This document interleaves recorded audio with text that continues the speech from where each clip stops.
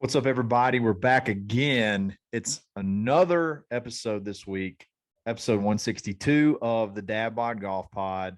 Proudly members of the Believe Podcast Network, the number one podcast network for professionals. My name's Kyle.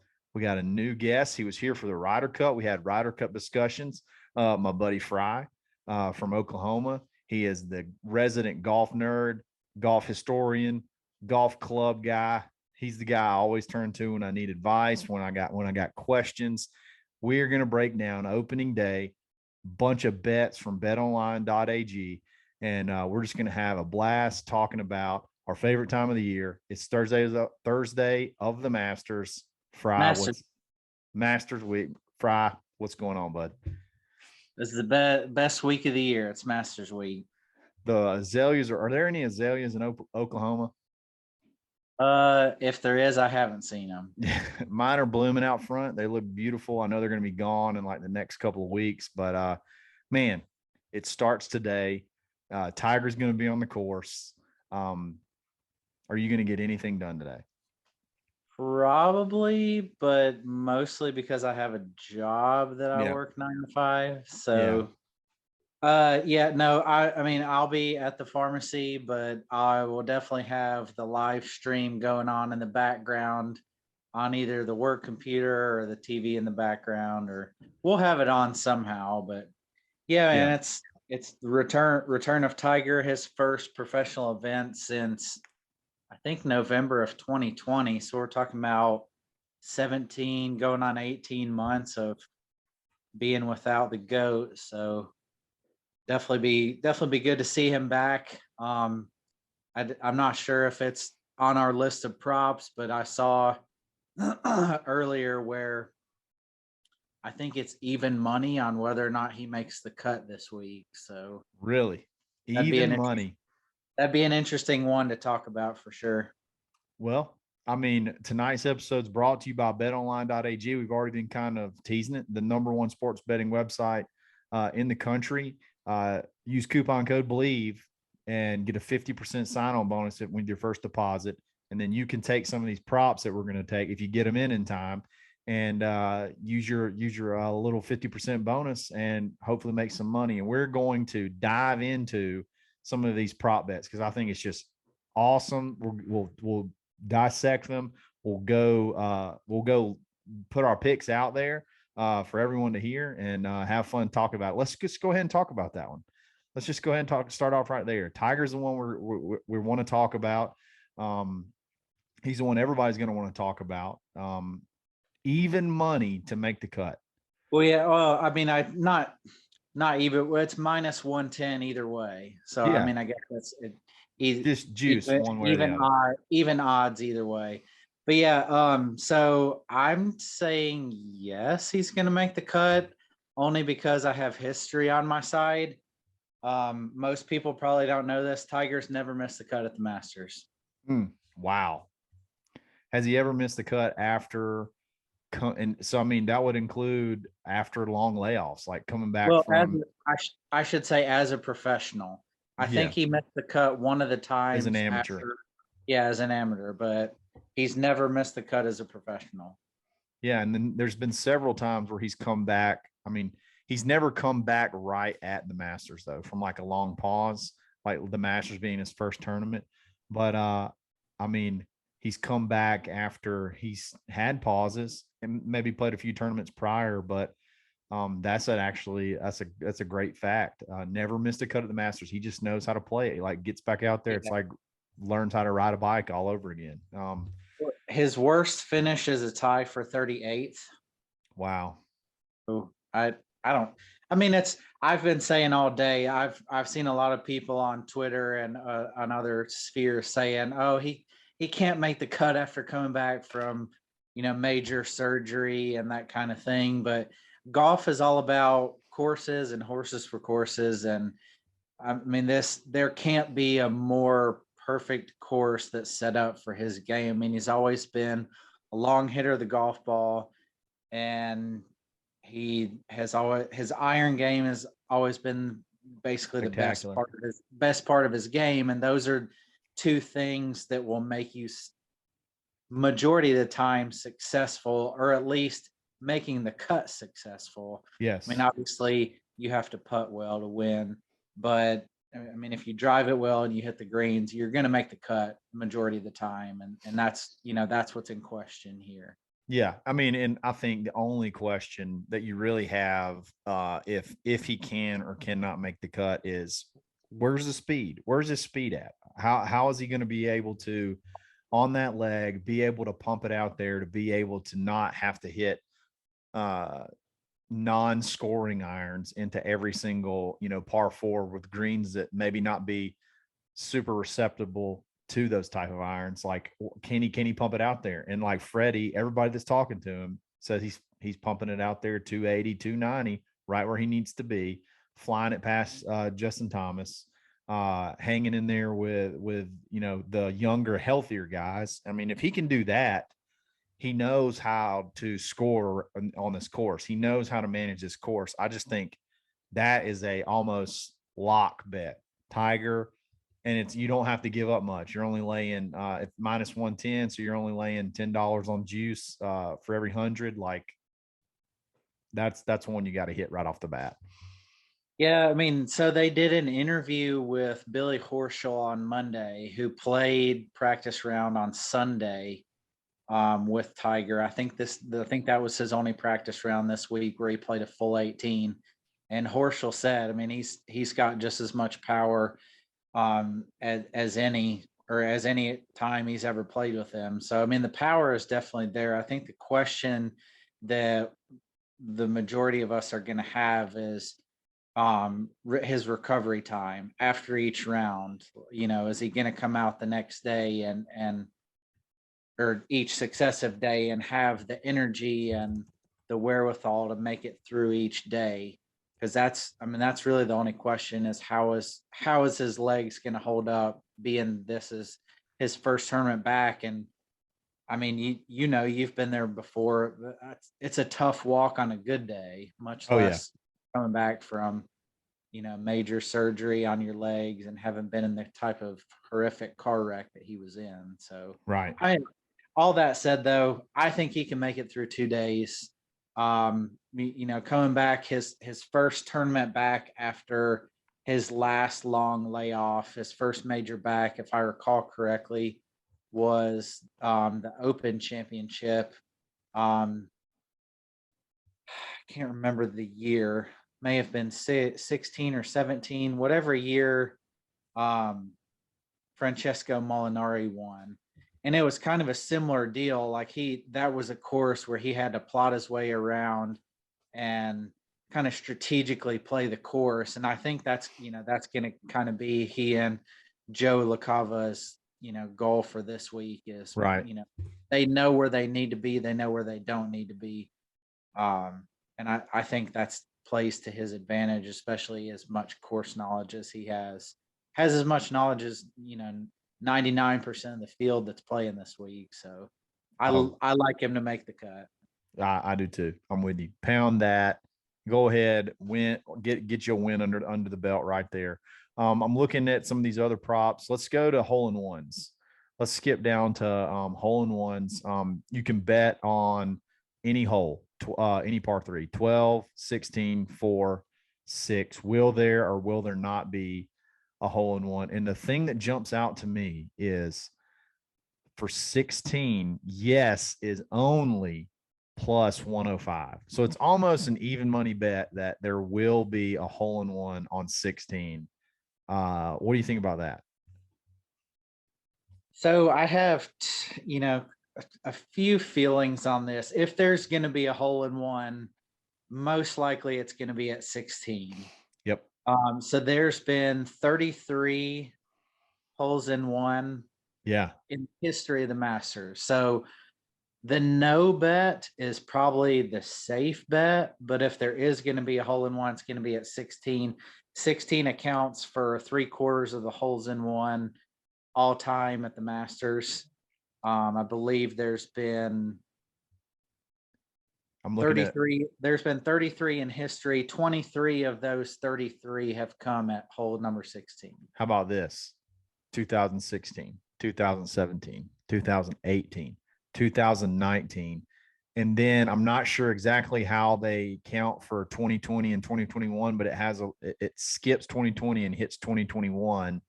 So I don't know if that was it was last year. Tommy Fleetwood. Tommy Fleetwood made the only hole in one at that So hole. So Dustin Johnson's was skipped. There wasn't one when Dustin Johnson won. Is that right? And then they did have the one in 2021. Is that what it's saying? Correct. Yeah, there was two. There was two in the 2021, the Hideki Matsuyama year. Yep. There was two, but one of them was at 16. Of course, was Tommy Fleetwood, and then the other was at number 6, which we haven't discussed yet. Yeah. So by my dark horse pick of this Cory Connors. So you got 1, 2, 3, 4, 5 times out of the last 6 Masters, there's been a hole in one at 16. The odds sort of are in your favor, and you can kind of get an even money bet there. You don't win a ton, but may not be a bad one to look. Some of the others are crazy. So 12 plus 900, 4 plus 60 plus 1600, and for good reason. Yeah, for good reason. And then 6 plus 1200. Any thoughts there? So number 4 plus 1600 is for good reason. There's only ever been one in history. Yeah. By Jeff Sluman in 1992. That's a beast of a hole. If I recall correctly, that was Fred Couples' year. Yes, you're right. And then at number 12, this number 12 carries the longest hole-in-one drought of any of the holes at the Masters. There's not been a hole-in-one there since 1988 by Curtis Strange. Wow.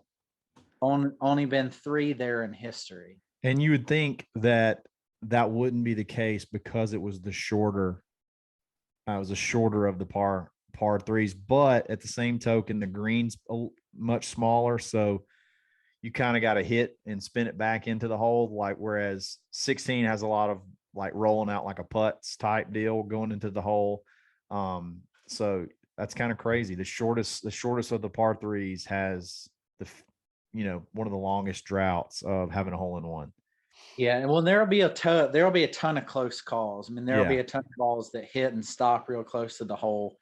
But they say whenever you're coming off of 11 green is when the caddies are checking for the wind, because you go down to the tee box, which is down further down below the level of the green on number 11. And then there's the pine trees kind of protect that whole green. And they say that when you hit your shot, the flight of the ball gets up above the tallest point of the trees. And that's what makes it so tricky, is you have to know if there's wind gusts above the trees on number 12 to judge that distance just right. Exactly. Anything else to take away from there? All those are pretty crazy. The only thing, number 6 is number 12 gives you the lowest amount to spend on the no at minus 2,400 to win 100. But you'd be betting on the hole that has the longest drought without having a hole in one. So one wants to bet on no. Like if you're betting on these, you're betting on yes and hoping for the if you're betting on no, you have a gambling problem. you're trying to jump. Or you have a lot of money to spend. Yeah, a ton of money to win not very much. All right, so let's move on from hole-in-ones. Let's talk about the cut line.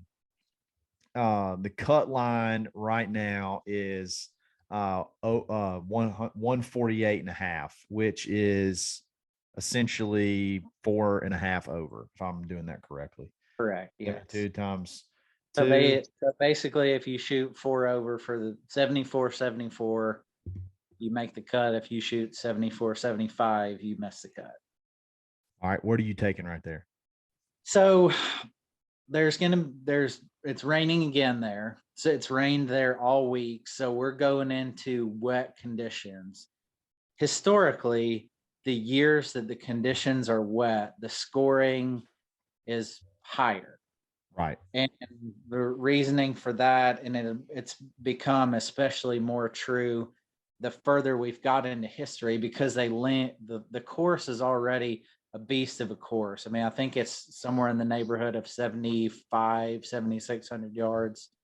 And when it's wet and it's not rolling, I mean, you're eliminating half the field, just because you have to hit the ball a certain length to even be able to compete there. So in wet condition years, I would favor the over.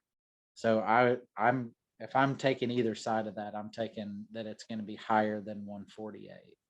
Really? Yeah. And I get what you're saying, because guys like Bernhard Langer are probably going to have a hard time. He can sneak around and he'll make a cut, every so often. That pretty much eliminates all your older past champions that can sometimes sneak in and make a cut. That makes a lot of sense. But at the same token, there's going to be dudes that you can throw darts. The greens are going to be softer. You got a chance to throw irons closer. You don't necessarily have to worry so much about the firmness and using slopes on the greens and things like that. So on those scoring holes, you could see some really tight. You could see some, as Nate likes to call them, butt darts thrown in there. A little bit more than usual. So I would say I'm just going to go. I'm going to go the other way, because I'm on this train that I just feel like for these guys, Augusta National is just not that tough. There's too many par fives that are so scoreable and stuff like that. And these guys are just so long. I think it's going to go the other way. That's my deal. I think it'll be somewhere around like two over, something like that. I'm looking at, because I think they're going to go low this year. So I'm curious to see the pin placement on number 15 for tomorrow. Yeah. If they have it front left in wet conditions, you're going to see a ton of big numbers, because there's going to wet conditions off the tee. You're not going to roll as far. So there's going to be more guys laying up. Yep. And that front left pin position is one where if you hit it short of the hole, or if you hit it long of the hole and it has any backspin coming down towards the hole, it runs all the way to the water. Right. So that's going to be a fun hole to watch tomorrow in wet conditions for sure. I'm with you. Let's move on to another. I think this is a fun one. Highest score in the tournament in one round. The 86.5 is what we're looking at on that 86.5. So is there going to be an 87? Yeah. Will there be an 87? I'm trying to look up scores from last year. So I'm taking yes. For the average Joes out there of the world. Yeah.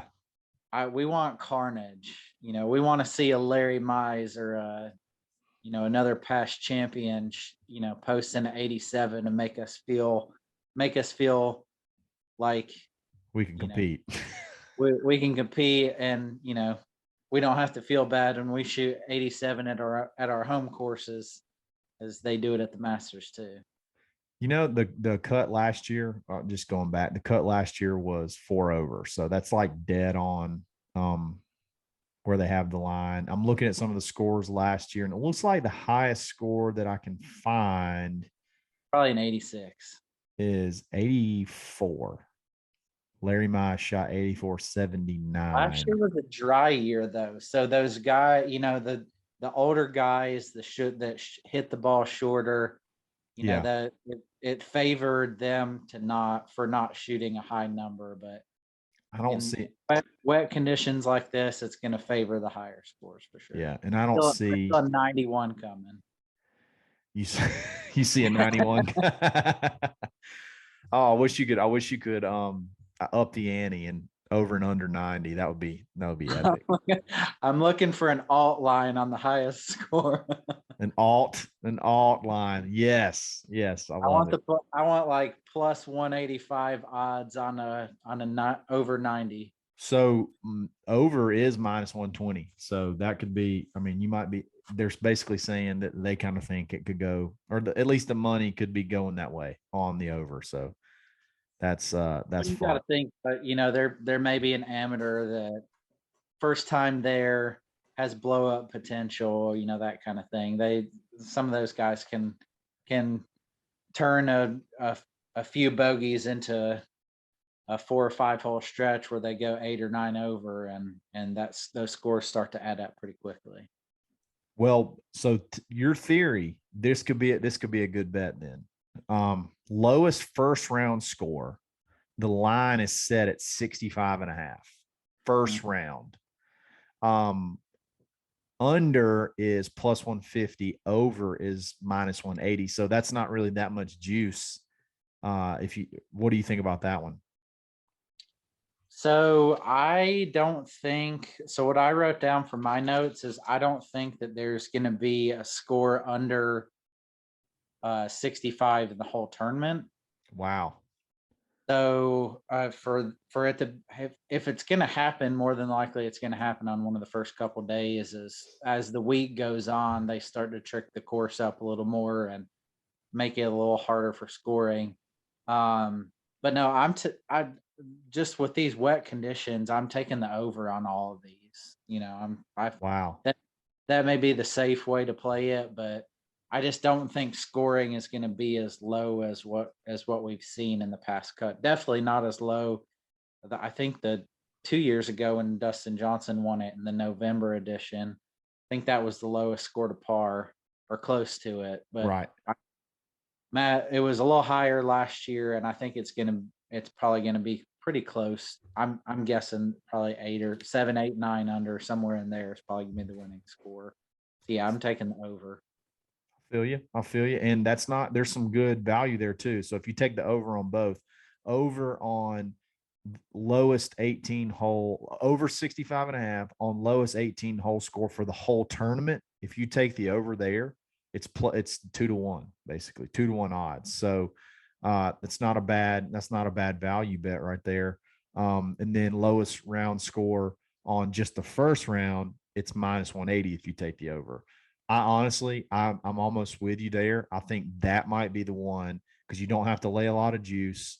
That could be an easy winner right there because I'm with you. I think even though I think the scores in general are going to be low, it's going to be hard because there's not, like you said, there's not that many people that are going to have the length tomorrow when it's wet because it's absolutely dumped on Augusta for 2 days. It's dumped over here in Auburn. And that's only 3.5, 4 hours away. I know it's dumped on there. They've had to postpone parts of the round, all the round on Tuesday, and then parts of the round today or yesterday. So it's going to be a wet one.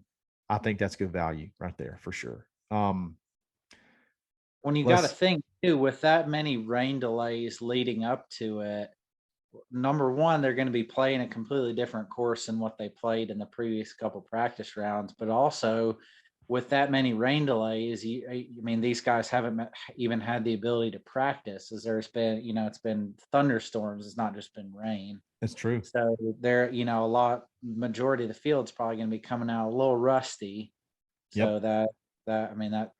that could play a part. I mean, granted, these are professionals; these are the best golfers in the world. But I think that when we're talking about, someone shooting a 65, which has only happened in the first round.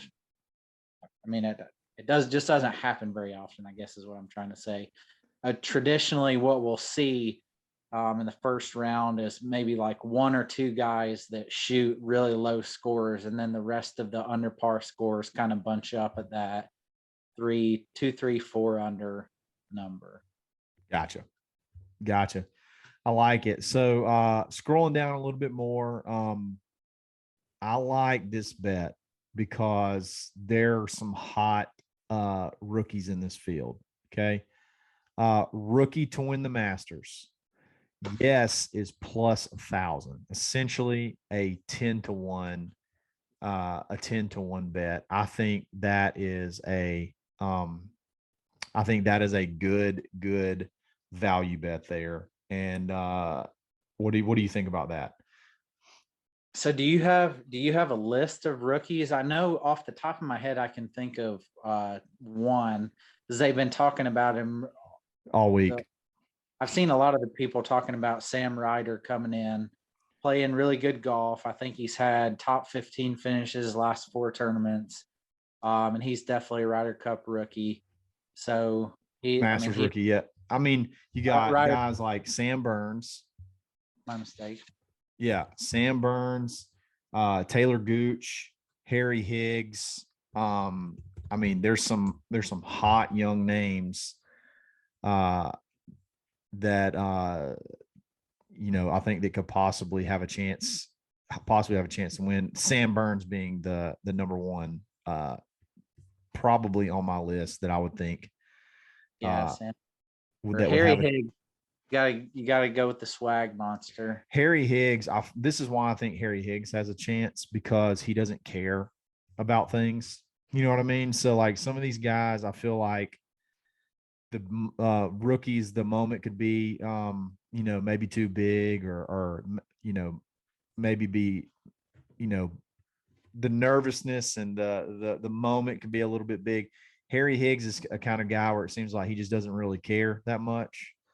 So I could see him possibly having a chance to go low, and he hits it pretty, he hits it pretty good out there. So, but Sam Burns seems to be the hot name. You know, Taylor Gooch, he was a winner last year. He could be one. But I mean, 10-1 odds. That's what I'm saying. 10-1 odds. You got some talent in the field. I think when you got a guy like Sam Burns in the field, you possibly have a chance to pull that off. What do you think about that? I mean, the last first time winner, I think you're going back to, want to say, I think it's Fuzzy Zeller, 1978. So, I mean, you're going back a pretty good ways for the last first win on your first attempt. Um, I don't know. I think I'd want better than 10-1 odds on that. Really? Okay. I gotcha. I gotcha. Just saw that, thought it jumped out at me. Just because of some of the rookies in the field might be one to, throw $5-10 on, see what happens. Um, you want to talk about some of these Tiger props? Might as well. Let's just talk about some of these Tiger props. Round one birdies, 3.5. What do you think about that? Uh, I feel like that's pretty. Well, I mean, there's so many par fives out there. I Yeah, feel like I'd be taking the over on that just based on three par and a five half. Yeah, par five scoring alone. I mean, you got to think he's probably going to get at least two or three of the par five. So then he's only got to make one or two more birdies the rest of his round, which we all know he's capable of. So yeah, I'd be taking the over on that. you He's feel like probably gonna make some bogeys too, yeah, being his first tournament in whatever we said, 17, 18 months. But I think he's got some birdies in the tank for sure.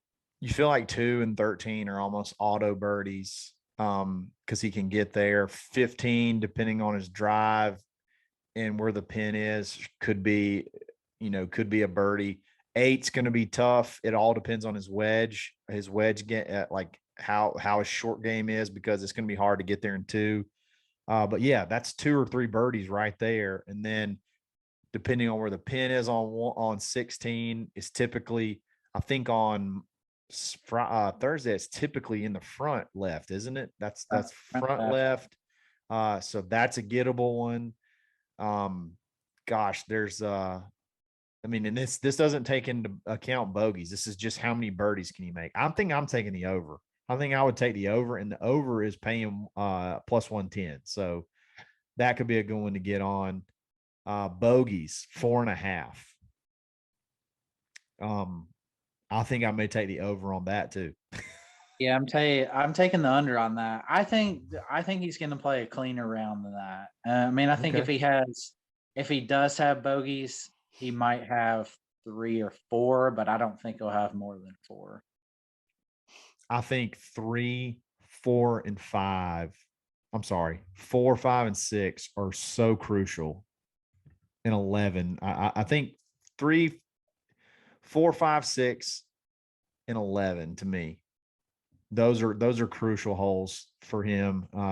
And if he can get through those, all the other ones, to me, a lot of the other ones, it's sort of like straight ahead. He kind of 10 can be tough if he can't, really turn over whatever club he's going to use on 10. But every other hole, it seems like he sort of fits him.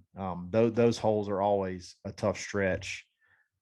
Those long par threes, man. But the green's so big on 4, if you just sort of, if you hit the green in 2-putt, you're good. But you just work. I think he can make birdies, but I think he's going to make bogeys. So I think I would take the over on that. I think he probably shoots somewhere around even par, or maybe 1 over. That's what I'm thinking he's going to shoot tomorrow. So I would take the over on both, and probably end up somewhere right around there, right around even to 1 over par. Got you. So a few things about this. What we discussed earlier on Tiger making the cut. The reason that the Augusta National has set up so well for him is this: if in his career, if there's been one strike against him or against his game, it's been hitting fairways. And as if you've watched any of the Masters on the TV or been there, they're extremely wide fairways. So I mean, that's that's one thing that plays to his favor. Yes. On a day with wet conditions like he's going to see tomorrow, those longer par threes, he's going to be hitting, into more receptive greens. So I think that's something that could help limit his bogeys. I don't know. I think we differ on this one. I think I'm taking the. You're going the opposite on both. Yeah, I think he's going to play a cleaner round. I think if he does have, like I said, if he does have bogeys, it won't be more than 4. And I think he's going to have more birdies, but I feel like he'll probably finish around even or 1 under. Love it. Love it. All right. Tiger Woods finishing position, 35.5. What do you like? Yeah. I mean, you said top 4. You said top 30 or top 40? Where his worst finish ever is 38th. So I'm, if he can even just replicate his worst finish ever, he's probably beaten that one. So I'm taking however you term it, better, over. I'm taking for him to finish better than 30. Under. So it'd be under 35.5. So I guess that's a good question. What is over? What's the odds on that? So under 35 is 35.5 is almost 2 to 1. So they're kind of, looks like the money is sort of headed towards him finishing over 35.5. That's a tough one for me. If I had to guess, I think he does make the cut. If I had to guess, I'd say I think he's going to end up being around even par is what I think he would be, maybe a couple under. And it looks like last year, but I mean, heck, last year that would have got him top 20. So I guess that would mean I would take the under. So I would take the under, and it's, paying off, plus 180. So it's not a bad one. This was an interesting one. Only because I feel like the money on the no is not quite as high as I would think it would be. And this is Tiger Woods to withdraw. And it's no is only minus 600. I would have felt that would have been in the thousands. Yes is plus 350. So I want stipulations on this. Is it withdraw at all during the tournament, or is this like first 2 rounds before the cut, or it says anytime? It says, will Tiger Woods withdraw from the 2022 Masters? Must play 1 shot to count, otherwise bets void. So I guess it's even if he makes the cut, it would count. So he could withdraw on Saturday or Sunday. I would think you'd have to shoot Tiger to keep him from finishing the tournament if he made the cut, unless he literally could not walk. I mean, we watched him play 18 holes in the U.S. Open with broken bones in his body. I mean, I would almost be willing to lay the juice and bet no on that just because. I just don't feel like there's any. I mean, I would be almost be willing to put out if he tees off on if he tees off on tomorrow morning, then I mean I don't see there's any way he withdraws. So this is what I term as a degenerates bet. So the majority of people that are taking this are people that have gambling problems, or if you're trying to hedge on an earlier position, like you took the yes, he was going to make the cut for, for good money, but you're worried he's not going to finish the tournament, so you take the plus odds on him withdrawing, so to hedge against it if he makes the cut but can't quite finish the tournament. I got you. Yeah, exactly. Any other prop bets that you see that have jumped out at you? Yeah, so I want to talk about the albatross one. Okay, let's talk about it. So what is our odds for yes, there will be an albatross in the 2022 Masters? 8-1. 8-1. I would want higher. Yeah. Yeah. Where's it going to come? So in the history of the Masters, there's only been 4 albatrosses. Is that how you Albatry, I think is how however you so most recently was 2012, which was Louis. Know who? Yeah, that was Louis. Do you know who made the most or the most iconic albatross at the Masters? I do not. So Gene Sarazen in 1935, which I believe was the second edition of the Masters, on number 13. That's probably the most talked about one. There's been 4 in history. The other 2, Bruce Devlin, 1967. Most people probably don't know him. The other one, 1994, Jeff Maggart. Wow. Who was kind of a journeyman PGA pro in the late 90s, early 2000s. And he probably has what I would term as the most significant. Do you know why? Why is that? He is the only player with multiple albatrosses in major championships. Wow. That's he made his, to have multiple in just general life is a big deal, but have multiple in major championships is outrageous. Yeah, so he made his first in 94 at the Masters and his second in 2001 at the Open Championship, also known as the British Open, but I don't want to ruffle any feathers by calling it the British Open. Yeah, don't call it that. You're on with me tonight. You call it the Open because that's what it's called. All right, so let's do one more, and then we're going to do our picks and picking a dark horse, and then we will get ready to watch some golf. All right, winning margin. I like bets like this. They give you 4 shots or more, exactly 1 shot, a playoff, exactly 2 shots, exactly 3 shots. What do you think? All of it pays plus odds. Which way would you be leaning here? Historically, majority of the wins come as a 1-shot victory, so that's where I'd be placing my money. Plus 325. I like it.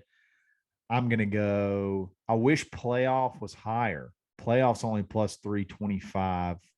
And 4 shots or more, you would think that would be high odds. It's plus 250. So 4 shots or more is less. I mean, I guess that gives you more. 4 shots or more gives you more opportunity, like different scenarios. So maybe that's why the odds are go so low. But I'm like you, historically, it's pretty close. I'm gonna go. I just like the number. I'm gonna go exactly 2 shots plus 400. Little juice, and let's make some money there. You got 1 shot plus 325. I'm taking 2 shots plus 400, and let's have some fun. All right, last thing. Give me your winner, and give me a dark horse. And dark horse, let's say 30 to 1 or more is your dark horse. Who's your winner? Who's your dark horse, and why? Gotcha.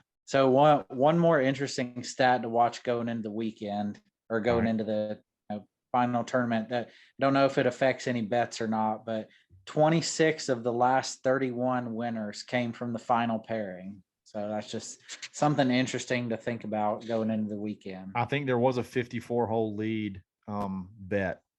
Would the leader, 54-hole leader, be win the tournament? So check it. There was one of those I think I saw on the prop. So all right, hit it. Give me your winner, your favorite, and then your dark horse. So my winner, Jordan Spieth.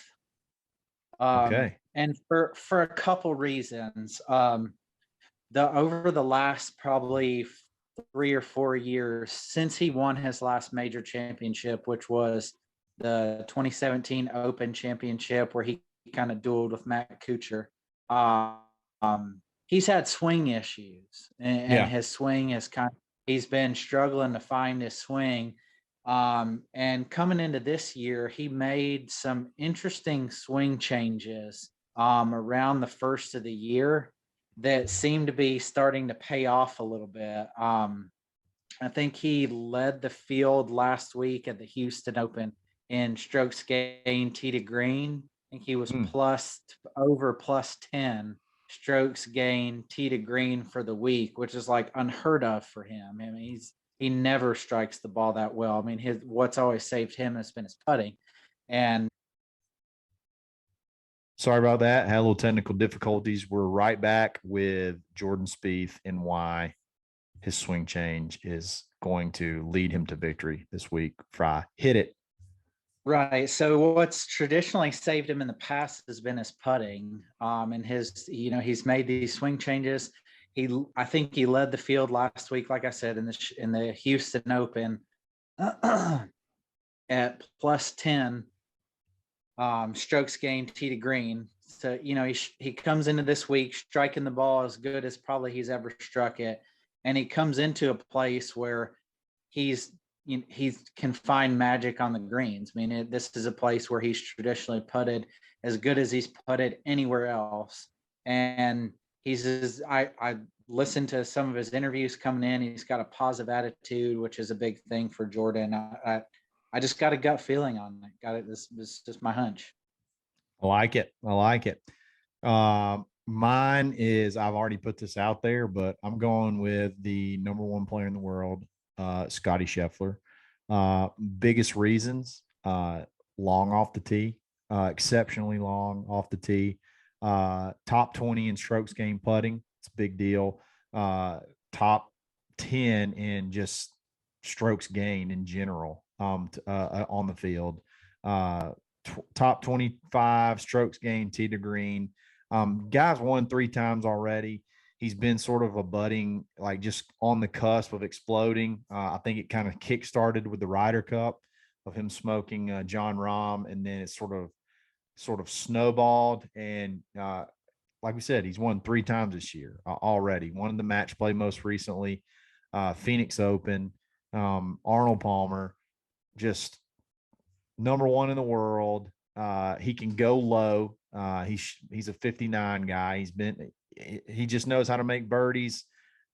Both times he's playing the Masters, top 20 finishes, and he knows how to play the course. He knows how to finish high, and he is got to have like the most extreme confidence that he could possibly have going into this week. So I'm going Scotty Scheffler as my winner. Frye, who's your dark horse?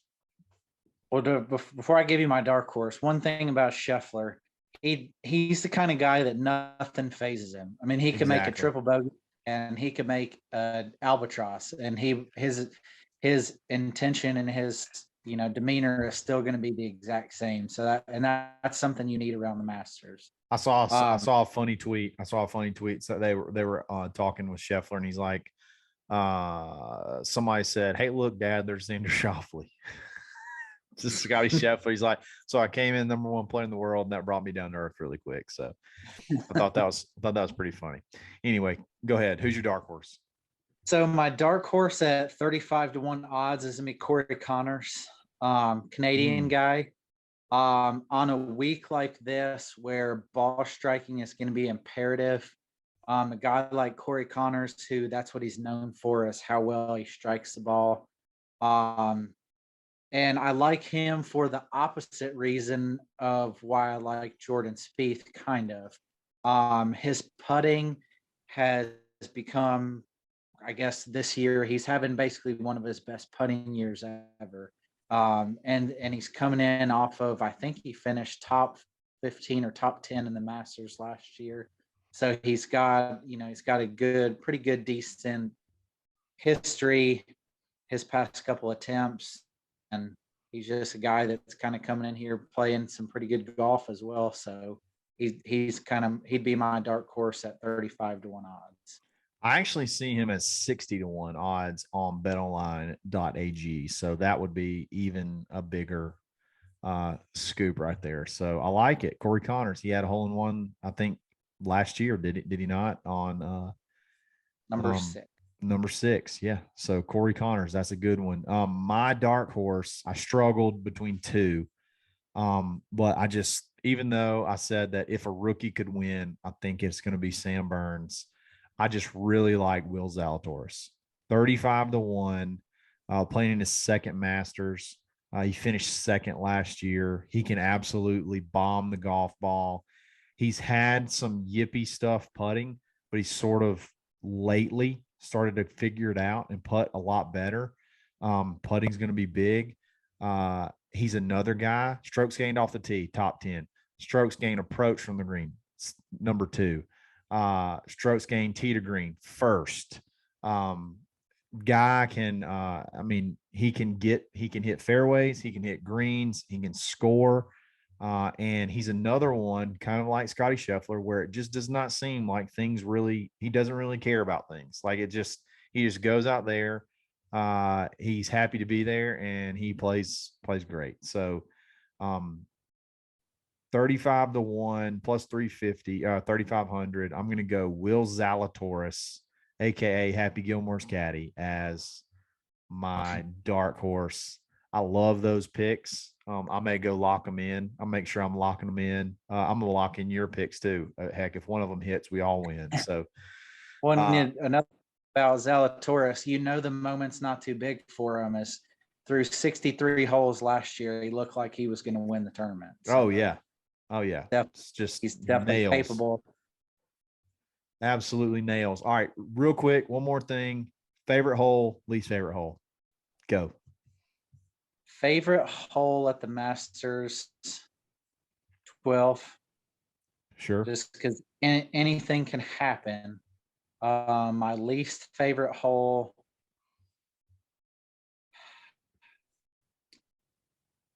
I gotta say 18. Oh, wow. Only because I would hate that as a finishing hole. I mean, you come into 18.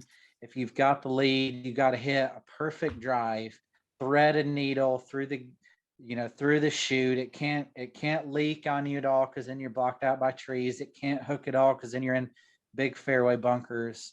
And then you're hitting in a tough approach shot into a 2-tiered green that has ripped many souls out. So yeah, I mean, it's my least favorite, but only because it's a really, really good, tough hole. There you go. I said my least favorite is 14, because it's just like there was a time when you had the extra coverage that you could watch on the app, it would go amen corner, completely skip 14 because it's a boring hole, then go 15, 16 in the rest of the course. They would totally skip 14. It's a boring hole until they have the pin at the base of that, the base of the big tier at the back of the green. And, you see guys throwing shots in there, and somebody's bound to hole one out. Yeah, there you go.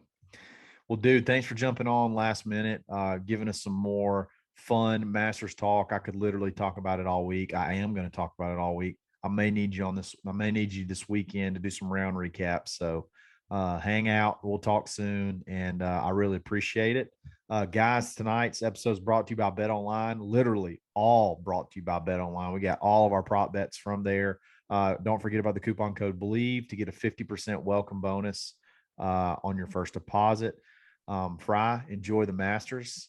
Hopefully I can get some work done too. And in the midst of watching all the drama, it's going to be a beautiful day today. Beautiful day for golf. Everybody go enjoy it. This has been episode 162 of the Dadbod Golf Pod, and we're always stroking.